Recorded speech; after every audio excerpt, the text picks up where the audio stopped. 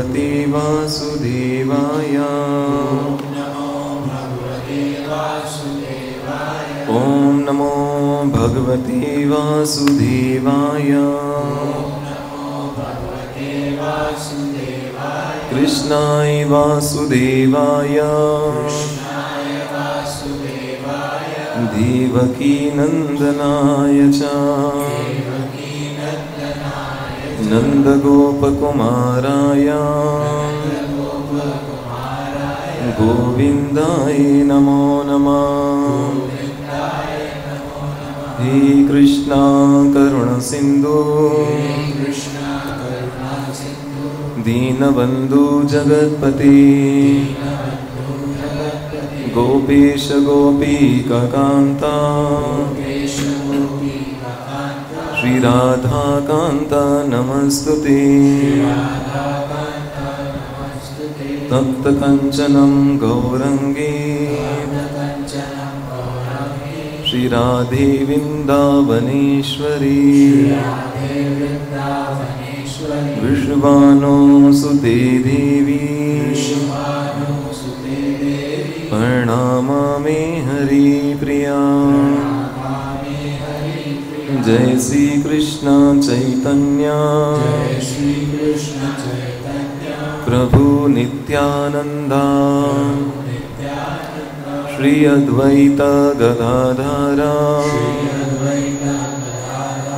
श्रीवासादि गौर भक्तविंदा। हरे कृष्णा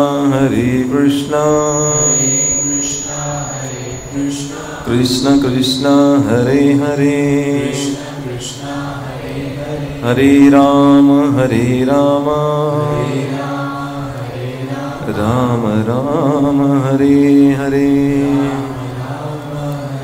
ओम पंचतत्वात्मिकं कृष्णं भक्तरूपस्वरूपकं भक्तावतारं भक्त आख्यां नमामि भक्तशक्तिकं। वंचाकल्पतरुभ्यश्च कृपा सिन्धुभ्येव च पतितनां पावनेभ्यो वैष्णवेभ्यो नमो नमः। नमो विष्णुपदाय कृष्णपृष्ठाय भूतले श्रीमते मधुसूदनाय बापूजीति नामिने। नमस्ते मधुसूदनाय भक्तिपादप्रियाय ते दुर्लभ कृष्ण भक्तिम अतिशयकारिणे। हरे कृष्ण। तो गुरु महाराज की असीम कृपा से हम इन दिनों चैतन्य महाप्रभु के जीवन चरित्र और चैतन्य महाप्रभु के जो पार्षद हैं, जो नित्य संगी हैं, उनकी पावन चरित्र को हम श्रवण कर रहे हैं। तो लास्ट टाइम हमने नाम आचार्य हरिदास ठाकुर जी महाराज के विषय में चर्चा आरंभ की थी। नाम आचार्य एक्चुअल टाइटल दिया गया, क्योंकि एक तो हरिदास ठाकुर जी महाराज की नाम के ऊपर निष्ठा, श्रद्धा, और दूसरा कितना नाम जप करते थे डेली? 3.25 लाख महामंत्र। और वो भी कैसे कुल में उत्पन्न हुए? मोमेडन कुल के अंदर, मुसलमानों के कुल में। और हमने ये भी श्रवण किया कि जैसे चैतन्य महाप्रभु की इस लीला में जितने भी पार्षद हैं, वो सब गौलोक में, भगवान के लोक में जो जो उनका चतुर्व्यूह है, जो उनके नित्य पार्षद हैं, वही इस कलयुग में भी महाप्रभु के साथ इस धरा पे आए। तो जिस प्रकार भगवान का इस अवतार लेना, इस धरती पर आना कोई साधारण नहीं होता।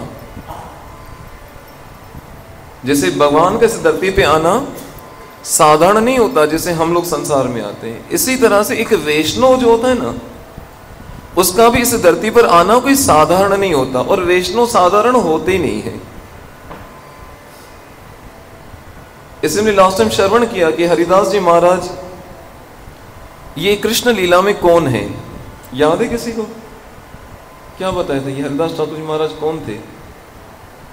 साक्षात ब्रह्मा जी। और क्यों इस कलयुग में आना पड़ा? क्योंकि जो भगवान की उस नित्य लीला में ग्वाल बालों के सहित बछड़ों को अपहरण कर लिया था, डाउट हो गया था कि यही भगवान है क्या जिनसे मैं उत्पन्न हुआ? ये तो एक दूसरे का जूठा खा रहे हैं। और उस कारण ब्रह्मा जी को भी जब ये एहसास हुआ कि मैंने बहुत बड़ी गलती की है, कि जिसकी आराधना करनी चाहिए, जिसकी पूजा करनी चाहिए, उसकी मैं परीक्षा ले ली,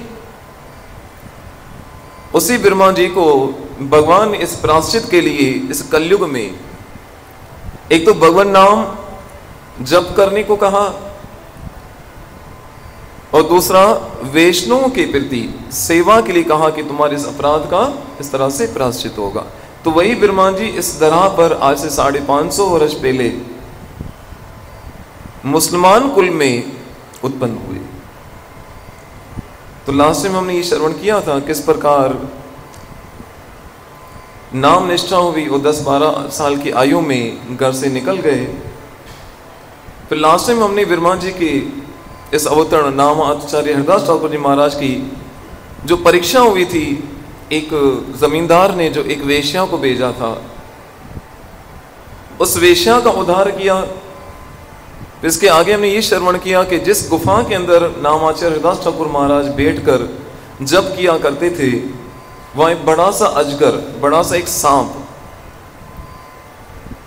जिनके भय के कारण लोग उस गुफा के पास आने से डरते थे, नाम आचार्य हरिदास ठाकुर जी महाराज के कहने से वो सर्प प्रणाम करके वहां से निकल गए थे। यहां तक हमने श्रवण किया था। अब इसके आगे, अच्छा, इन आचार्यों के जो हम चरित्र को श्रवण करते हैं, इससे क्या होगा? भगवान की लीलाओं को हम श्रवण करते हैं, तो इसलिए भगवान ने भगवद गीता में कहा है, जन्म कर्म चमेव दिव्यम यो वेति तत्वतः त्यक्त्वा देहम पुनर्जन्म न एति मामेति सु अर्जुना। भगवान श्री कृष्ण कहते हैं मेरे जन्म और कर्म सब दिव्य हैं, और जो इनको तत्व से समझ लेता है, त्यक्त्वा देहम पुनर्जन्म न इति मामेति सु अर्जुना, जो मेरे जन्म और कर्म की दिव्यता को उनको तत्व से समझ लेता है, उससे दोबारा संसार में जन्म लेना नहीं पड़ता। ये तो होता है भगवान की लीलाओं को श्रवण करने का फल।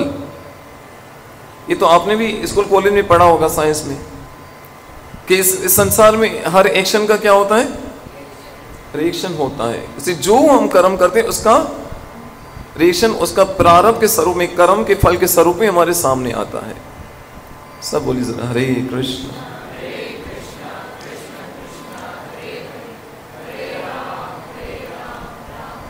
तो भगवान की लीलाओं को श्रवण करने से क्या होता है? भगवान स्वयं कह रहे हैं त्यक्त्वा देहम पुनर्जन्म न एति मामेति सु अर्जुना, कि उसका संसार में पुनः जन्म नहीं होगा। और दूसरा, एक भक्त की निशानी क्या है? तिलक लगा लिया, कंठी पहन ली, हाँ, ये भी सब चिन्ह है। एक भक्त की निशानी के, वो भी भगवद गीता में भगवान ने कहा है कि मेरे भक्त कैसे होते हैं, उनका जीवन, उनका आचरण कैसा रहता है? मत चित्त मत गत प्राण बोधयंत परस्परम। मत चित्त, उनके चित्त हमेशा मुझ में लगे रहते हैं। मतगत प्राण, उनके प्राण भी हमेशा मुझ में बसते हैं। जैसे एक मां का अपने छोटे से बालक में हमेशा हृदय अटका रहता है, प्राण उसमें रहते हैं, ऐसे भगवान कहते हैं मेरे भक्तों के प्राण भी सदैव मुझ में ही लगे रहते हैं।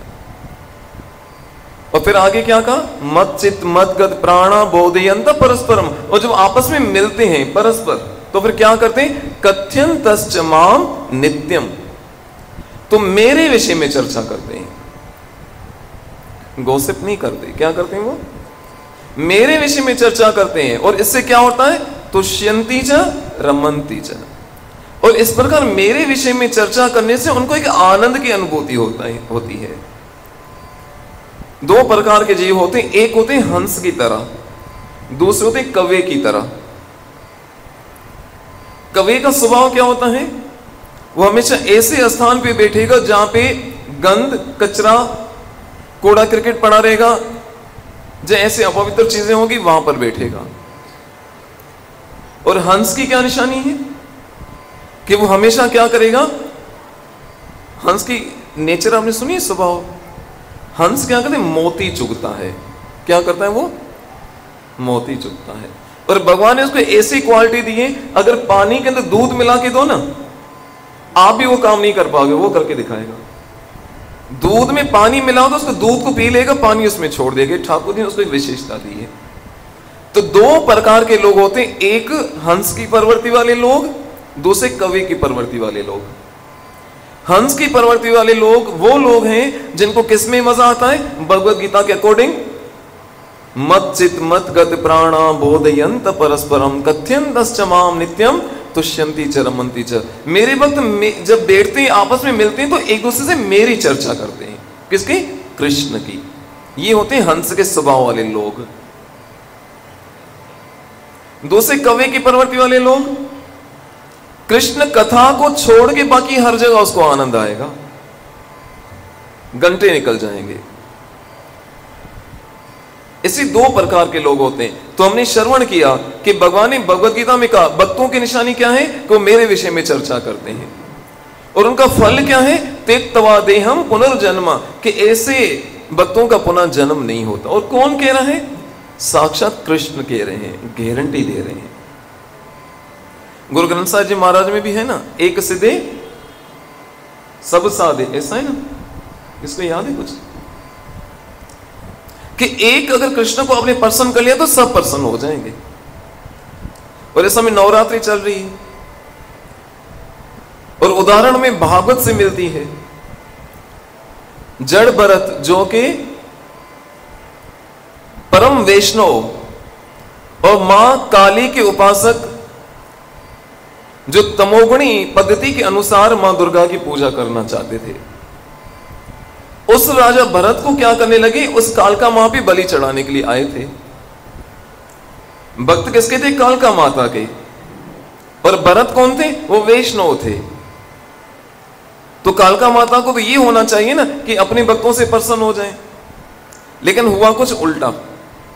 जैसे ही वो कालका माता के भक्त जैसे ही भरत महाराज को बलि चढ़ाने के लिए आए, उस कालका माता के विग्रह से, उस मूर्ति से स्वयं कालका माता प्रकट हुई और उन अपने सारे भक्तों को पूरी तरह से विनाश कर दिया कि मूर्खो, एक वैष्णव को तुम मुझे बलि चढ़ाने आ रहे हो।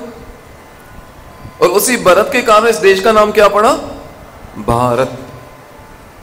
तो ये तो इतिहास है, ये तो शास्त्र प्रमाण है कि जो कृष्ण भक्त है उसमें कृष्ण की कृपा तो होती है। अलग से किसी देवी देवता की उपासना नहीं भी करो तो ऑटोमेटिक आपको उनकी कृपा मिलेगी ही। फिर संत नरसिंह मेहता को हम देखते हैं, वो भी क्या थे? वो तो महादेव जी के भक्त थे। और महादेव जी जब उनकी भक्ति से रीझ गए, प्रसन्न हुए, दर्शन दिए, पूछा कि वर में मांगो कुछ। नरसिंह मेहता बड़े सरल स्वभाव के थे। कहा प्रभु मेरे अंदर इतनी बुद्धि नहीं कि मेरे लिए भला किस्में में क्या मांगू, इसलिए जो आपको अच्छा लगे सो मुझे दो। महादेव ने कहा मुझे क्या अच्छा लगता है, चलो सीधा लेके गए कहां पर? ठाकुर जी की शरण में।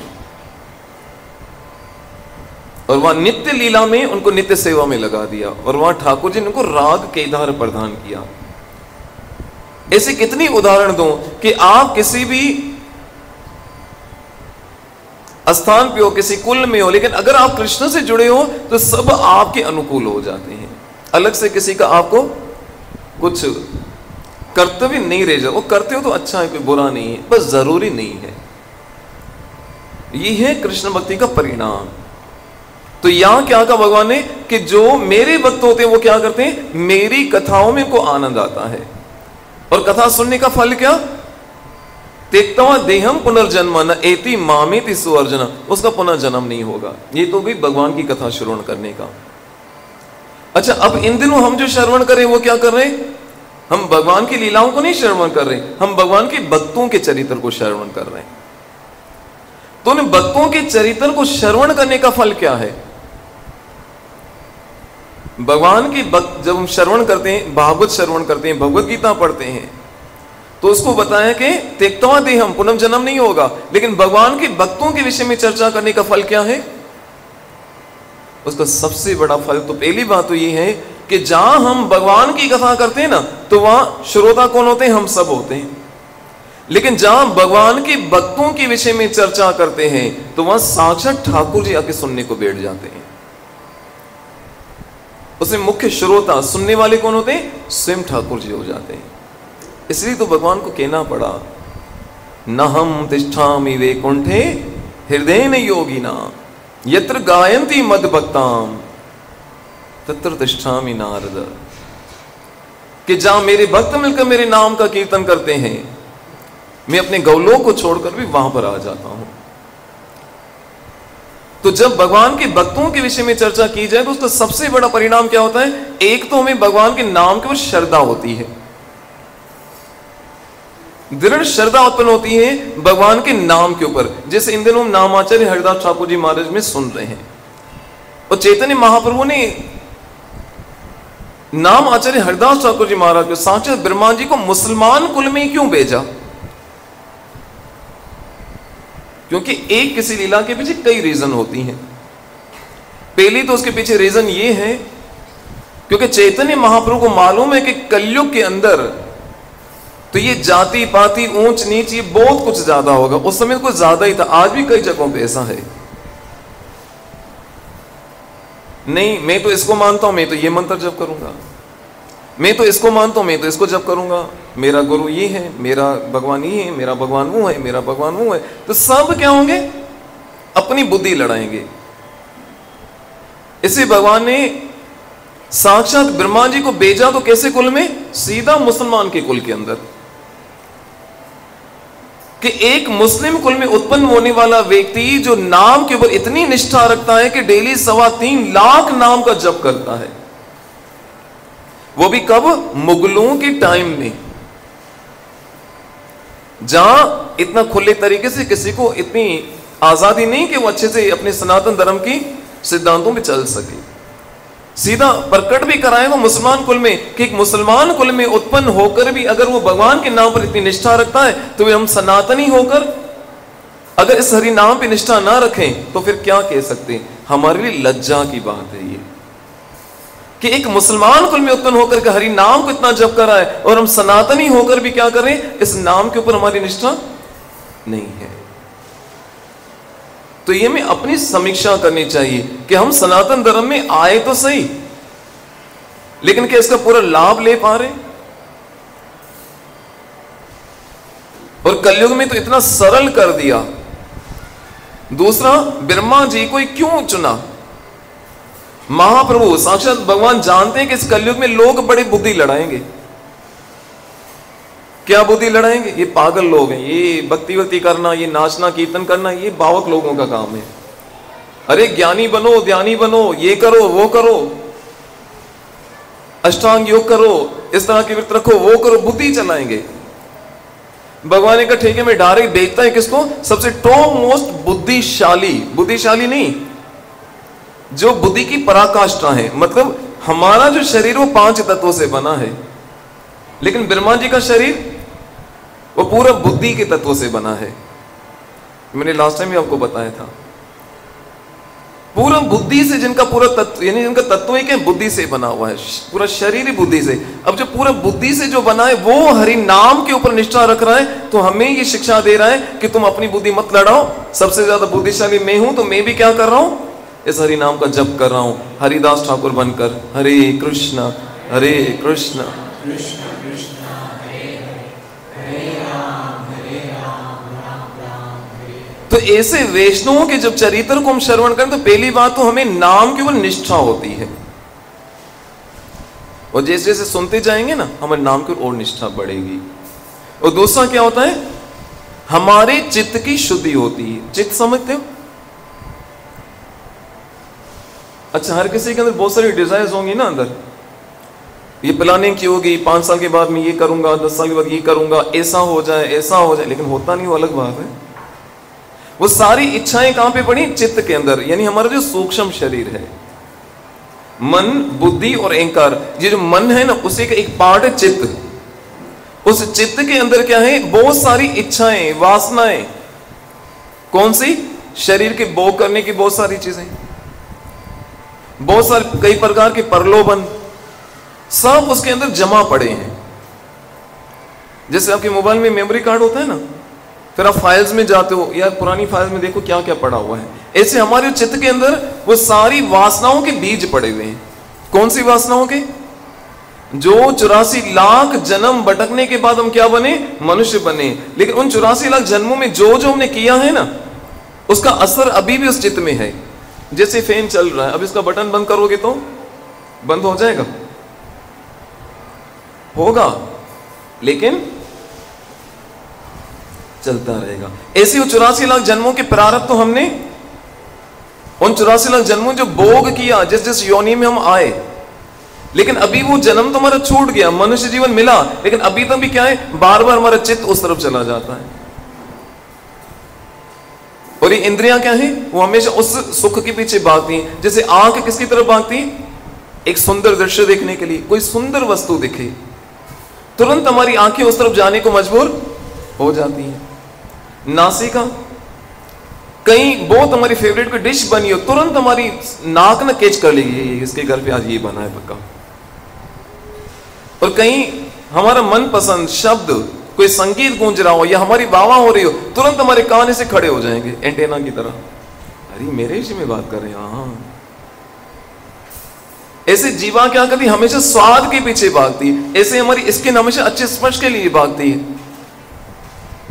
तो ये उन 84 लाख जन्मों में जो हमने किया ना, वो संस्कार अभी तक उस चित्त के अंदर भरे पड़े हैं। इसलिए आप देखेंगे हमारा अधिकतर जीवन का जो समय है, मात्र उन शरीर के भोगों की वस्तुओं के पीछे भागता रहता है और उन्हीं चीजों के लिए तरसता रहता है। लेकिन उसके लिए नहीं तरसता जिसके लिए तरसना चाहिए। बहुत जन्म बिछड़े थे माधव, अब ये जन्म तुम्हारे लेखे। अरे 84 लाख जन्मों के बाद अब ये अवसर मिला है जिसमें हम ठाकुर जी को प्राप्त कर सकते हैं। और इसमें भी अभी वो लालसाएं भरी पड़ी, बार बार हम माला करने बैठते हैं, चित्त किधर भागता है? भोग वासनाओं की तरफ। जैसी माला उठाई फिर चित्त भागेगा, फिर पकड़ के लाओ, फिर पकड़ के लाओ। तो ये चित्त का क्या है? ये दोष है कि जब हम भजन करने बैठते हैं तो हमारे चित्त के अंदर जितनी वासनाएं वो जाग जाती हैं, जितनी इच्छाएं जाग जाती हैं, भोग की जितनी होती तड़प वो भी जाग जाती है। तो इसका अर्थ क्या है कि भगवान का नाम हमारे हृदय में ठहर नहीं रहा। जैसे अभी नवरात्रि चली, तो उस नवरात्रि का अर्थ क्या? यानी बहुत अच्छी तरीके से मां दुर्गा की उपासना करना, पूजा करना। वो कैसे? वैष्णव पद्धति के साथ। देखो, लहसुन कांदा नहीं खाते 9 दिन, है ना? टाइम टू टाइम सीधा माता रानी की जो जो विधि होती है उससे सब फॉलो भी करते हैं। लेकिन इस संस्कारों को भी हम देख रहे हैं आज के, वो भी हमारे चित्त के उसमें भी भोग ढूंढ रहे हैं। अब नवरात्रि के नाम पे क्या हो रहा है? कई जगह पे क्या है? डांडिया रखे जाते हैं, गरबे रखे जाते हैं, है कि नहीं? अच्छा, क्या उनमें अभी तो थोड़ा सिस्टम थोड़ा ठीक हो रहा है। उन डांडिया गरबा के अंदर चलता क्या है? बॉलीवुड के सॉन्ग्स चलते कि नहीं चलते? और वहां भी क्या होता है? वो तो आप समझे छुपा नहीं है। मतलब उन धर्म के अंदर भी हम क्या चाहते हैं? उसमें भोग चाहते हैं। तो कारण क्या है? उस चित्त के अंदर वो वासनाएं पड़ी, बार बार में खींच के उस तरफ लेकर जाती हैं। मैं अभी नीचे से प्रणाम करके आ रहा था, आप शायद दर्शन करके आए हो, कितना अच्छा लग रहा था। एक विधि की तरीके से, संस्कार की एक मर्यादा की तरफ से माता रानी को विराजमान किया है। तो मैंने पूरी इंक्वायरी निकाली, बोलते इनका नियम है, पता नहीं कितने 40 से 45 सालों से इस तरह से माता जी की वो स्थापना करते हैं और विधि विधान से इनकी उपासना करते हैं। कोई यहाँ पर फालतूगिरी नहीं। कारण क्या? हमारे चित्त के अंदर दोष भरे पड़े तो आज भी उन भोगों की तरफ भागता है, और उन भोगों के कारण हमारा चित्त के भगवान से विमुख हो चुका है। भगवान की कथा में, भगवान की साधना में, उनके विषय में सुनने में और मन नहीं लगता। तो ये जब भगवान के भक्तों के विषय में जब श्रवण करते हैं ना, तो हमारी चित्त की शुद्धि होती है। और उसकी जगह पे क्या होता है? भोग और वासनाओं के कारण जो हम हमेशा दुखी रहते हैं, अशांत रहते हैं। पता है हमारी अशांति का कारण क्या है? Unlimited desires. चैतन्य चरितमृत में कहा गया, मुक्ति भुक्ति कामी, सकल अशांत। क्या कहा? बोलो तो जरा। हाँ, किसी का नाम तो नहीं है ना? मुक्ति, भुक्ति, कामी, सकल अशांत। क्या कहा? मुक्ति, जिसको मुक्ति चाहिए। अच्छा, भक्त ऐसा वो मुक्ति भी नहीं चाहता है, नहीं, मुक्ति से बढ़कर मुझे भक्ति करनी है, वो भी हमेशा अशांत रहता है। भुक्ति यानी जिसको अपने शरीर का भोग करने की इच्छा पड़ी, वो हमेशा अशांत रहेगा। जो मिलेगा उस पर सब्र नहीं होगा, और चाहिए, दिल मांगे। मैंने तो नहीं बोला, आप लोगों ने बोला, सब एक्सपीरियंस करके बैठे। मुक्ति यानी जिसको मुक्ति चाहिए वो भी अशांत होगा। भुक्ति, जिसको भोग चाहिए वो भी अशांत होगा। वो कहते हैं ना, हजारों ख्वाहिशें ऐसी कि हर ख्वाहिश पे दम निकले, अरमा तो निकले बहुत पर अफसोस के कम निकले। जिंदगी थोड़ी पड़ गई लेकिन भोग समाप्त। तो भुक्ति करने वाला जो भोग करना चाहते वो भी अशांत रहेगा। और तीसरा कामी, जिसके हृदय में लस्ट भरी पड़ी है, वासना भरी पड़ी है, वो भी हमेशा अशांत रहेगा, कभी उसका चित्त शांत नहीं होगा। तो फिर शांत कौन है? हर कोई चाहता है ना, बस प्लीज मुझे 2 मिनट शांति से बैठने दो। बोलते नहीं बोलते हो? कभी घर पे बहुत कुछ ऐसा कुछ हो जाए, 2 मिनट शांति से बैठो, 2 मिनट में शांति से बैठने दो। आपको परमानेंट शांति देने के लिए फार्मूला दिया जा रहा है। ये तीनों तो अशांत, मुक्ति, भुक्ति, कामी, सकल अशांत। तो शांत कौन है? कृष्ण भक्त निष्काम अति एवं शांत। क्या बताया फार्मूला शांति का? कृष्ण भक्त निष्काम, कि कृष्ण भक्त जो उसके हृदय में कोई अपने लिए कोई इच्छा होती नहीं, अति एवं शांत, जैसे वो सदैव शांत रहता है। तो हमें जो सता रहा है ना, वो कौन सता रहा है? हमारी अपनी डिजायर्स वो सता रही हैं। और जिस दिन किसी का चित्त कृष्ण में अटक गया ना, तो ये सब चीजें छोटी लगेंगी। वो कहते हैं हायर टेस्ट, कि अब तो बस इसमें अभी ये कृष्ण बन गया ना, अब इसको ये हमारे साथ नहीं घूमेगा। उसको बहुत अच्छा टेस्ट मिल गया है। वो कृष्ण तो है ही ऐसे, नाम ही क्या है? कृष्ण, यानी जिसमें पूरी अट्रैक्शन है। तो कृष्ण में इतनी अट्रैक्शन, तो कृष्ण भक्तों में भी उनके चरित्र में इतनी अट्रैक्शन है। जब कृष्ण भक्तों के विषय में सुनते हैं, उनके चरित्र को सुनते हैं, तो हमारे चित्त की शुद्धि होती है। जैसे इन दिनों हम नाम आचार्य हरदास ठाकुर जी महाराज के विषय में श्रवण कर रहे हैं, लेकिन घड़ी हमारा साथ नहीं दे रही, कथा आरंभ भी नहीं हुई और यहां पर पूरी घड़ी का टाइम हो गया। पर तो इतना समझ लो, ये चैतन्य चरितमृत में बताया क्या? हमारी अशांति का कारण क्या है? मुक्ति, भुक्ति और कामी, सकल अशांत। कृष्ण भक्त निष्काम अति एवं शांत। चलो थोड़ा 10 मिनट हम बढ़ा लेते हैं। तो ये नाम आचार्य हरदास ठाकुर महाराज के तो मुसलमान कुल में इसलिए उत्पन्न हुआ कि लोगों को, ये सनातनी लोगों को थोड़ा एहसास हो कि मुसलमान कुल में उत्पन्न होकर देखो इसको नाम पर कितनी निष्ठा है। दूसरा, ब्रह्मा जी को ही इस कैरेक्टर के लिए चुना कि वो सबसे ज्यादा जो बुद्धि तत्व से बने हैं, तो उसके सामने तुम बुद्धि मत चलाना कलयुग में। इस कलयुग में संक्षेप और शॉर्ट रास्ता क्या है? हरि हर नाम, हरि हर नाम, हरि हर नाम एव केवलम कलो नास्तेव नास्तेव नास्तेव गतिरन्यथा। किस कलयुग में से मुक्ति के लिए और कोई साधन नहीं, कोई साधन नहीं और कोई साधन नहीं। और चैतन्य महाप्रभु अपनी इस गौर लीला के अंदर उन सारे पार्षदों को साथ में लाए। जो हम ये महामंत्र जप करने से पहले पढ़ते हैं, जय श्री कृष्ण चैतन्य प्रभु नित्यानंद श्री अद्वैत गदाधर श्रीवासादि गौर भक्तविंदा। तो ये मंत्र पहले पढ़ते क्यों हैं? क्योंकि ये पंच तत्व और गौर भक्तविंद का जब आस्वाद लेंगे ना, तब हम क्या करें? शुद्ध नाम जप कर पाएंगे। इस नाम के अंदर इतनी शक्ति भरी पड़ी है कि नामाचार्य हरदास ठाकुर जी महाराज को आपने देखा कि 22 साल, 20 या 22 साल की उनकी आयु, कितनी? 20 या 22 साल की आयु, और उस गांव की सबसे सुंदर जो स्त्री सज धज के एकांत में उसके साथ बैठी है, लेकिन कहीं उनका मन विचलित नहीं हुआ, वो अपने धर्म से जरा भी विचलित नहीं हुए। ये होती है भक्ति की शक्ति। और जबकि इसके अपोज हम अगर कुछ भागवत की लीलाओं को देखें, अन्य जगहों पे देखें, विश्वामित्र जो कि बहुत बड़ी तपस्वी, लेकिन तपस्या में बैठे थे, मेनका आई और उसका सारी तपस्या भंग। ये होती, क्योंकि भक्त में और ज्ञानी में क्या फर्क रहता है? ज्ञानी जो होता है ना, उसको हमेशा अपने ज्ञान पे अभिमान रहता है कि इस ज्ञान के बल पे मैं भगवान को प्राप्त करूंगा, मतलब एक समझदार बच्चा। और भक्त कैसा होता है? एक छोटे से बालक की तरह। कैसे छोटे से बालक की तरह? जो पूरी तरह से किस पे निर्भर है? अपनी मां के ऊपर निर्भर है। जब वो उठाएगी, जब मुझे वो सुलाएगी, जब खिलाएगी तो खाऊंगा। पूरी तरह से किसके ऊपर निर्भर है?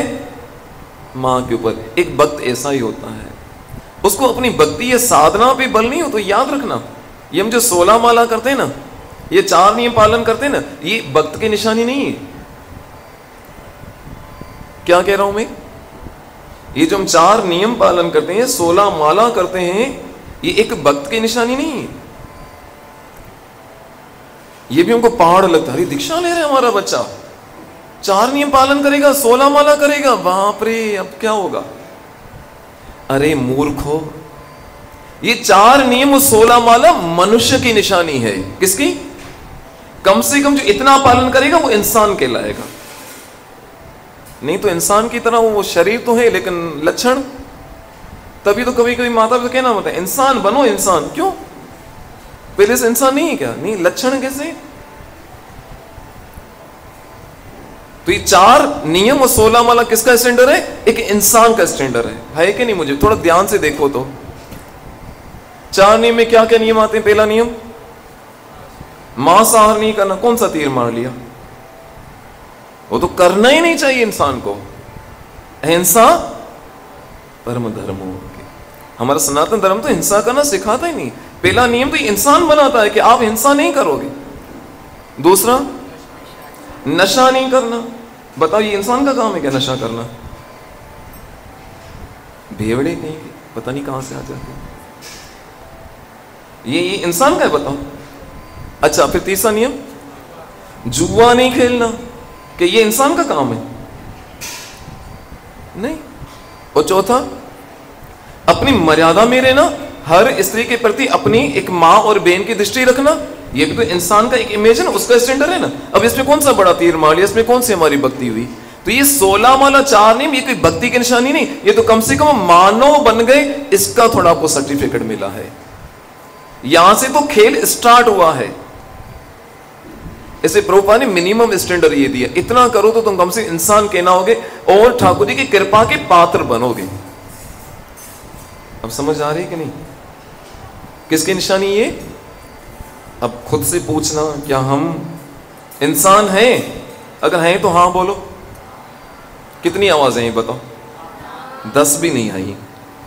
यानी हमको ये भी विश्वास नहीं कि हम इंसान है। वो सही कह रहा हूं, शास्त्र की दृष्टि में तो। इसलिए ठाकुर से प्रार्थना करो, प्रभु मनुष्य जीवन तो लिया, मनुष्य जैसे लक्षण भी आ जाए ऐसी दया करो। इसी जब ये पंच तत्व मंत्र बोलते हैं ना, ये हम बोलते हैं जय श्री कृष्ण चैतन्य प्रभु नित्यानंद श्री अद्वैत गदाधर श्रीवास आदि गौर भक्तविंद की जय हो। ये हम चैतन्य महाप्रभु और उनके पार्षदों से आशीर्वाद लेते हैं और उनके भक्तों से आशीर्वाद लेते हैं। इसके बाद हम जब ये नाम जप करते हैं, तब जाके उस नाम का प्रभाव हमारे ऊपर पड़ता है। जो अपराध होते हैं, जो अनजाने में कुछ भूल चूक हो जाती है, तो उसको क्षमा करते हैं। नहीं तो हमारी एबिलिटी नहीं कि इतने से करने से हम कोई भगवान के लोक को प्राप्त करेंगे। तो इसलिए महाप्रभु के साथ साथ उनके पार्षदों के, उनके भक्तों का आशीर्वाद लेना बहुत जरूरी है। ये जो हम चैतन्य महाप्रभु के पार्षदों का, उनके भक्तों का चरित्र श्रवण कर रहे हैं, क्यों कर रहे हैं? कि इसलिए कि उनकी ब्लेसिंग्स हमें मिले। चलो आज मैं बता देते पंच तत्व ये हैं कौन। पहले हम क्या बोलते हैं? जय श्री कृष्ण चैतन्य। ये चैतन्य महाप्रभु कौन है? स्वयं श्रीमती राधा रानी और कृष्ण के मिलित अवतार। हृदय किनका है? राधा रानी का। फिर चैतन्य के बाद किसका नाम लेते हैं? नित्यानंद। नित्यानंद कौन है? शेषनाग जी, जो बलराम जी बनकर आते हैं, जो लक्ष्मण बनकर आते हैं। ये नित्यानंद प्रभु इस समय पर महाप्रभु के साथ इस साक्षात अनंत शेष है। फिर इसके बाद क्या हम उच्चारण करते हैं? श्री अद्वैत। ये अद्वैत आचार्य कौन है? महादेव और महाविष्णु के मिलित अवतार हैं। किसके? महाविष्णु और महादेव के मिलित अवतार। फिर इसके बाद क्या बोलते हैं? गदाधर। अच्छा, गदाधर पंडित कौन है? जिसको आता है वो हाथ उठाओ। इसके बिना तो कृष्ण भी आधा। हाँ दीपक। गदाधर पंडित साक्षात राधा रानी के स्वरूप हैं। कितनी विचित्र सी बात है ना, क्योंकि जब भगवान श्री कृष्ण ने विचार किया इस धरा पे मैं कलयुग में जाऊंगा सन्यासी का रूप धारण करके, तो सन्यासी के साथ किसी स्त्री का तो मेल ही नहीं है। तो राधा रानी का उस समय आप जब मेरे भाव को सहन नहीं कर पाओगे, जब मेरे प्रेम में इस कृष्ण पत्नी तड़पोगे, नाचोगे, से संभालेगा कौन? तो मैं ही क्या बनूंगी? वो पुरुष स्वरूप में आऊंगी। वो गदाधर पंडित साक्षात राधा रानी है। अब समझ आई? इसके बाद श्री वास पंडित, ये कौन है? ये साक्षात नारद मुनि है। तो ये पंच तत्व, इनका आश्रय लेके फिर हम महामंत्र का जप करते हैं। फिर लास्ट में क्या बोलते हैं? गौर भक्तविंद। गौर भक्तविंद कौन? जिसको पता है वो हाथ उठाओ। कितने सालों से जप कर रहे हो? गौर भक्तविंद अर्थात जो 6 गोस्वामी हैं, ये उनको हम स्मरण करते हैं। ये जो गौरंग महाप्रभु के श्रेष्ठ 6 भक्त हैं। फिर इसके बाद फिर बाकी सारे भक्तों को कहते हैं हमें आशीर्वाद दो, हम भगवान के नाम का जप कर पाए। तो धन्यवाद। इन चैतन्य महाप्रभु के पार्षदों का, उनके भक्तों के चरित्र को श्रवण करने से हमारा चित्त जो वासनाओं से, इच्छाओं से भरा पड़ा है, इन चरित्रों को श्रवण करने से शुद्ध हो जाता है। और भगवान के नाम के ऊपर क्या होती? हमारी श्रद्धा दृढ़ होती है। इसलिए तुम सुबह सुबह हम जो आरती में गाते हैं, संसार दावानल लील लोका, क्या मतलब हुआ? कि संसार दावानल अग्नि की तरह जल रहा है। किसमें? संसार की इच्छाओं के अंदर, जो मैं कहीं का नहीं छोड़ रहा। तो जब हम ऐसे चरित्रों को श्रवण करते हैं तो ये हमारा चित्त पूरी तरह शुद्ध हो जाता है उन वासनाओं से, उन भोग की इच्छाओं से, और मात्र कृष्ण की सेवा करने का एक भाव उत्पन्न होता है। तो ऐसे नाम आचार्य हरिदास ठाकुर जी महाराज और ऐसे समस्त वैष्णव बिंदुओं के चरणों का आश्रय लेते हुए, उनके चरणों में प्रार्थना करते हुए कि इस मनुष्य जीवन को सफल करने का हमें ये सुनहरा अवसर मिला। अब आप हमें आशीर्वाद दीजिए कि हम पवित्र नाम का जप अच्छे से करके अपने मनुष्य जीवन को सफल कर पाए। इसी मंगल कामना के साथ आगे हम ये हरिदास ठाकुर जी महाराज की बहुत सुंदर दिव्य लीलाएं हैं और बहुत सारे रहस्य हैं, बहुत सारी शिक्षाएं हैं, जिनको समझने से अवश्य हमारी भक्ति में प्रगति होगी। इसी मंगल कामना के साथ आज की कथा को अविराम देते हुए आशा करता हूँ अब इन सब चीज़ों को पुनः जाके थोड़ा विचार करेंगे, ताकि वे सत्संगों और इन चरित्रों को अच्छे से श्रवण करके अपने समय को और जीवन को सफल कर पाएं। श्री श्री राधा वृंदावन चंद्र बिहारी लाल की, गौरंग महाप्रभु नित्यानंद प्रभु की, निताई गौर परमानंदे। जय जय श्री राधेश्याम, जय जय श्री राधेश्याम, जय जय श्री राधे।